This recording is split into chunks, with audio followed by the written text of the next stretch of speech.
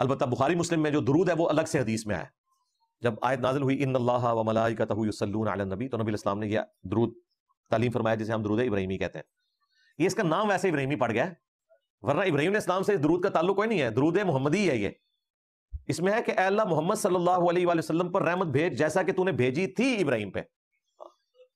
Past tense کی بات ہو رہی ہے. وقتاً فوقتاً مرزا کوئی نہ کوئی نیا شوشہ چھوڑتا رہتا ہے. یہاں مرزا نے شوشہ چھوڑا کہ جی درود ابراہیمی اس کا نام نہیں ہونا چاہیے، درود محمدی نام ہونا چاہیے. حالانکہ نماز میں جو درود پڑھا جاتا ہے اس کے لیے درود ابراہیمی کا لفظ تمام اہل اسلام میں متعارف ہے، لیکن مرزا نے تمام اہل اسلام کے برخلاف کوئی نہ کوئی نئی بات ہی کرنی ہوتی ہے. ہم یہاں بطور نمونہ کے ان دو شخصیات کا حوالہ دے دیتے ہیں جن کو مرزا محدث اعظم کہتا ہے، یعنی علامہ البانی اور زبیر علی زئی صاحب. علامہ البانی نے سلسلہ ضعیفہ جو عربی والا ہے اس میں اور اسی طرح دیگر کتابوں میں، اور زبیر علی زئی صاحب نے ہدیۃ المسلمین اور دیگر کتابوں میں یہ اصطلاح، یہ نام، یہ لقب استعمال کیا ہے. بلکہ خود مرزا یہ لفظ اسی طرح پہلے استعمال کرتا رہا ہے. آپ درود ابراہیمی پڑھیں اور اس کے بعد وہ دعائیں پڑھیں جو قرآن و سنت میں آئی ہوئی ہیں. انہوں نے اپنے جو درود ان کے بابوں نے بتائے ہوئے نا وہ تعلیم کریں گے، درود ابراہیمی سے چڑھیں گے.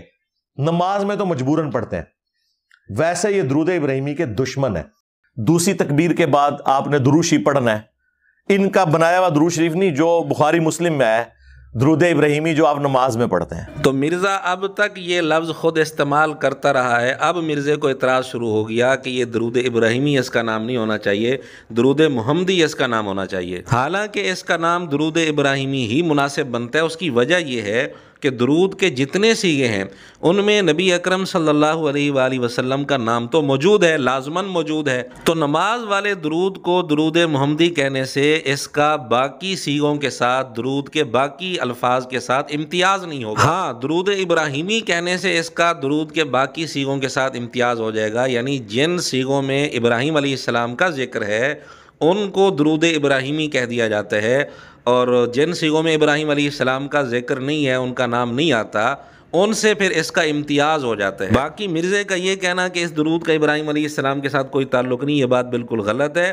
کیونکہ ابراہیم علیہ السلام کا تذکرہ اس میں موجود ہے، اگرچہ ماضی کے صیغے کے ساتھ ہے، لیکن کیا تذکرہ موجود نہیں؟ کیا اس کی وجہ سے اس درود کا ابراہیم علیہ السلام کے ساتھ کوئی تعلق نہیں بنتا؟ بہرحال اس درود کا باقی درودوں سے امتیاز درود ابراہیمی کے لفظ سے ہو سکتا ہے، درود محمدی کے لفظ سے باقی درودوں سے اس کا امتیاز نہیں ہو سکتا، اس لیے اس کو درود ابراہیمی کہہ دیا جاتا ہے. اب اس پر بھی مرزا کو اعتراض شروع ہو گیا. کہیں ایسا نہ ہو کل کو مرزا سورہ بقرہ کے نام پر بھی اعتراض شروع کر دے کہ سورہ بقرہ میں صرف گائے کا واقعہ تو نہیں ہے، اس سے بڑے بڑے واقعات ہیں، تو پوری صورت میں گائے کا واقعہ تو نہیں ہے. اسی طرح باقی جو اصطلاحات ہیں ان پر کہیں اعتراض نہ شروع کر دے کہ حدیث کا معنی تو صرف بات ہوتا ہے، آپ علیہ الصلوۃ والسلام کے عمل کو حدیث کیوں کہہ دیتے ہیں؟ تو ممکن ہے جس طرح یہ پٹی مرزا کو کسی نے پڑھائی ہے، اسی طرح کی کوئی اور پٹی بھی وہ مرزا کو پڑھا سکتا ہے.